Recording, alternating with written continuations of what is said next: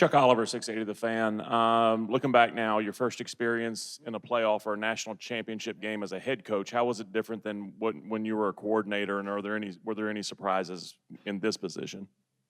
Not really any surprises. I think that it obviously helped a lot having done that from a coordinator's position. So we saw how to manage the turnaround, the quick turnaround, the recovery for the team, how much to practice, how to travel, where to practice. There's a lot of things that go into the decision-making process that I thought really helped having done that before. Obviously, the first time, managing games from a head coaching position, making decisions on going for it, punting the ball, those are different. But not a whole lot different, to be honest with you, being head coach from being defense coordinator. Take our next question back over here to our right. Brandon Adams from Dog Nation. They go to Tua in the second half at quarterback. Was that something you expected to see in this game? Yeah, absolutely. We had talked long about it and talked about how the ways we'd play him. He had played enough snaps. We'd seen him on tape. We told everybody at halftime there was no question that they were going to him because they were struggling and they needed some momentum. And he provided them some juice and got them some momentum, got the momentum swung back their way. And he's a good player. He's got confidence in his arm. He scrambles and makes plays, throws the ball downfield. A really talented freshman. I mean, he reminds you of Jake with a lot of the things he did. He's got poise in the pocket, and he made the plays when he had to. We'll continue with questions for Coach. Again, questions for Coach. Take one right over here, center of the aisle. Coach, Bill Bender, Sporting News. Obviously, with Jake tonight, he hit a bunch of third downs, hits the 80-yard touchdown pass. I mean, just talk about his performance in this spot as a freshman. Yeah, Jake's a special kid. He's a gamer. He understands the game of football. He sees spacing on the field. He sees guys open. Very accurate passer. I mean, I think if you want to find out about Jake Fromm, go ask those guys on the other side of the ball, and they'll tell you because that's a really good defense he just went against. And these guys over here pounded the rock, had some hard, tough, earned yards. I mean, that is as physical, as big a defense as there is, and Jake Fromm really did some nice things in the game. And he continues to grow. I mean, he had some fresh mistakes. You can't take a sack in that situation, and Rodrigo bailed him out. And then, throwing the ball into the helmet and getting the interception was tough. But he certainly kept us in the game with his decision-making. Go over here to our left in the middle. Coach Brad Fralick with WYFF-TV in Greenville, South Carolina. What was the mindset going into overtime? Obviously, you guys were in this position just a week ago, having to go into overtime. Yeah, mindset in overtime is pretty much common across college football. You want to play defense first. We've lost every coin toss we've had. We lost the one before the game against Pasadena. We lost the one in overtime in Pasadena. We lost the one before this game, and then we lost the one in overtime. So we got to get some new guys to call the coin toss out there or something. But you want to play defense first, and you want to find out what the other team's got.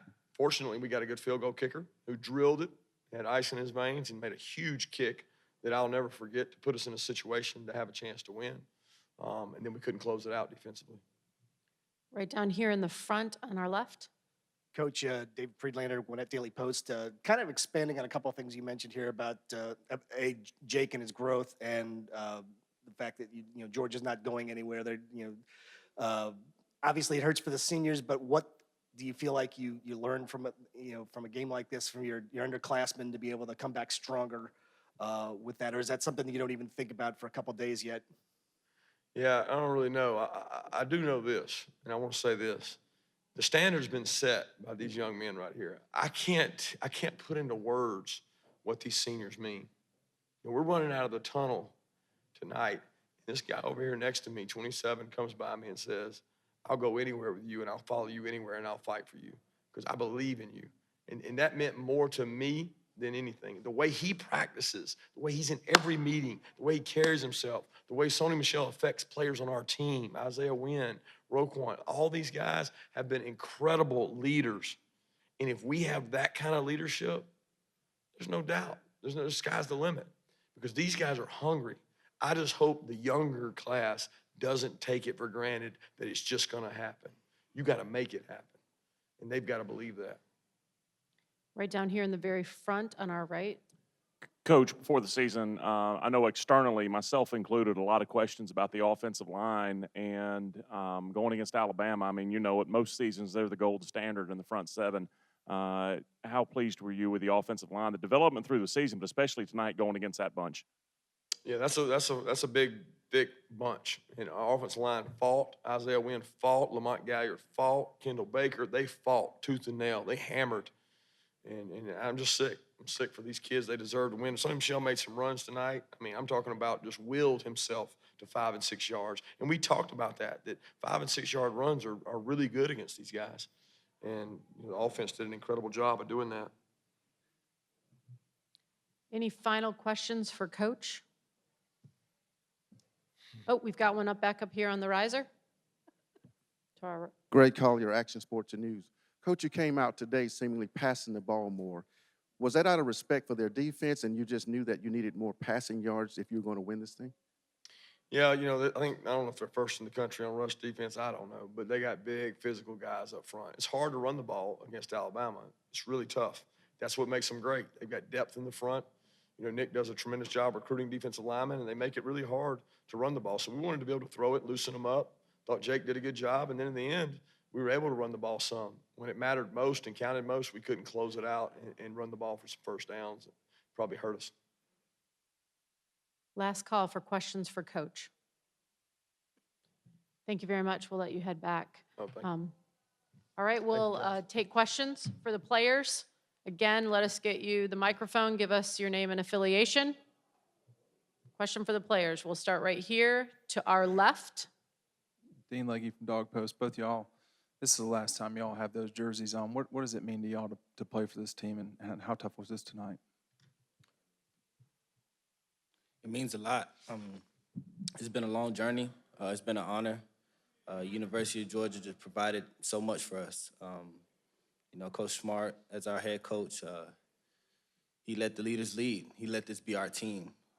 Whatever we need, he provided. So I can't really thank him so much. And it's been a great journey. Yeah, man, it's just a blessing to be able to play for University of Georgia. So many great people we've met through the past 4 years, and great teammates like Sony and great coaching styles. You know, Coach Rick, Coach Smart, you know, those guys. Just a blessing to play for great coaches and meet amazing new people, man, and something that I know we'll never forget. Go over here. Let us know your name and affiliation and who your question's for. I'm Brandon Adams from DogNation.com. This is for both you guys. There were a lot of former players watching the game today. It's conceivable that both of y'all could be back as former players watching Georgia in a national championship game in the future. How much pride do you take in the fact that maybe this is going to build into something big in the future and y'all were a part of that, a part of the foundation built in Coach Smart's second year? How much pride do y'all take in that? A lot. We try to set the standard high so our younger guys can know, you know, where to take it from here. We fell short today, and I think guys that's coming back understand what it's going to take plus more to get back here. Yeah, it's a special place at Georgia, man. You see guys coming back that's playing in the league, come back to support us, and I know we feel the same way, man. Just it's amazing here at Georgia and a lot of support around this area.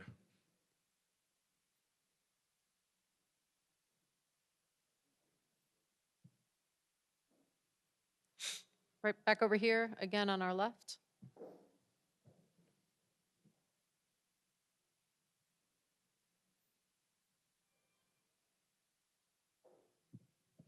Dean Legge again. For both y'all, how tough was it to get yards in the second half? It seemed like y'all had a fair amount of momentum and never could either get the first down or get the next field goal or touchdown. It's just a lack of execution. You know, we had times where we were executing well, and we had times where we wasn't. And in the second half, we had a lot of times where we wasn't. And I think that's what really hurt us. Yeah, we didn't do a good job of finishing. You know, we had some drives, we had all the momentum, we ended up punting the ball, and that hurts us, the momentum. And I mean, that's a great defense we went up against. So a lot of respect for them, what they do. A lot of big bodies up front makes it hard to run, but at the end of the day, it comes down to just us not executing well. We're going to stay over here on our left.